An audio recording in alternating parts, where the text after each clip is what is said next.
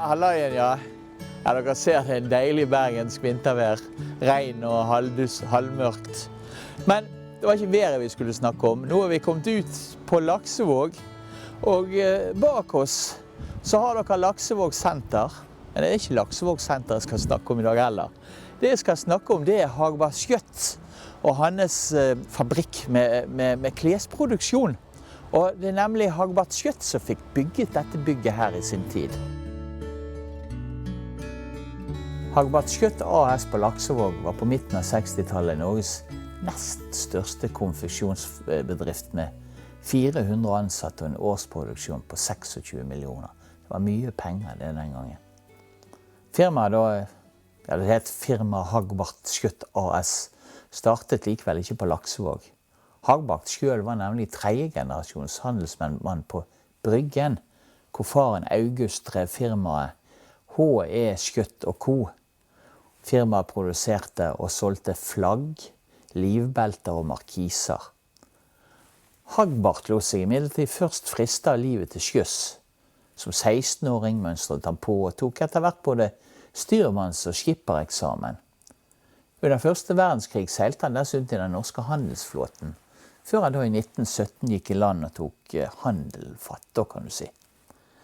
I 1926 tok Hagvard selv affære, altså han startet butikk da. Sammen med broren Olvar startet han nå under navnet Hagvard Skjøtt AS opp et eget firma i Belgården på Bryggen.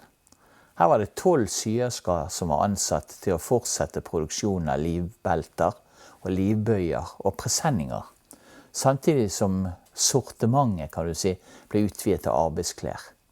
Det var likevel vanskelig å få det til å gå rundt. Ettersom flere av varene var typiske sommerprodukter, som for eksempel markiser og flagg, falt inntektene nemlig betydelig vinterstid.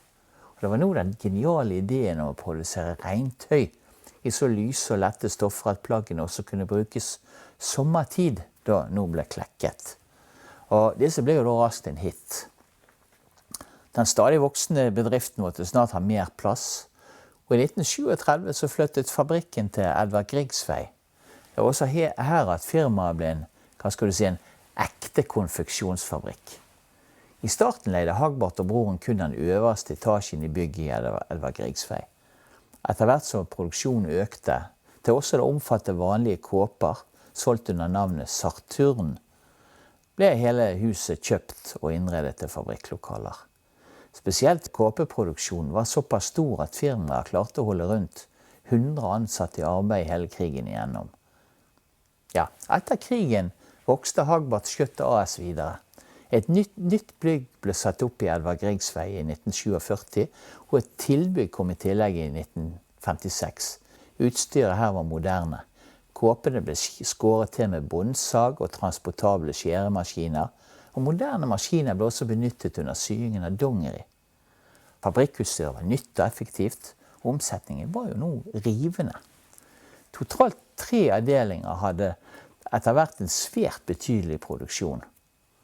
Her var en konfeksjonsavdeling for kåper og drakter, en regntøyavdeling som også inkluderte sportsklær, samt en dongeriavdeling for arbeidstøy.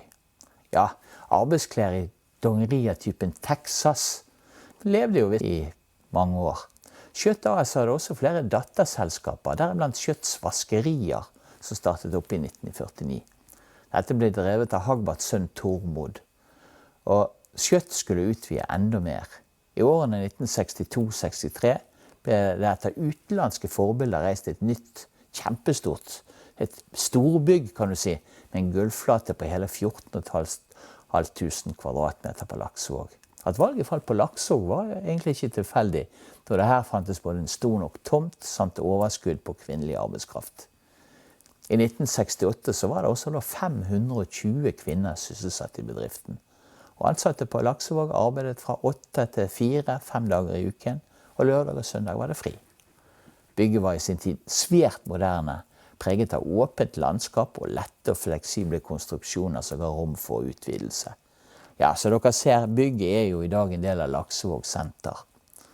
Den nye fabrikken var oppdelt i 4 etasjer.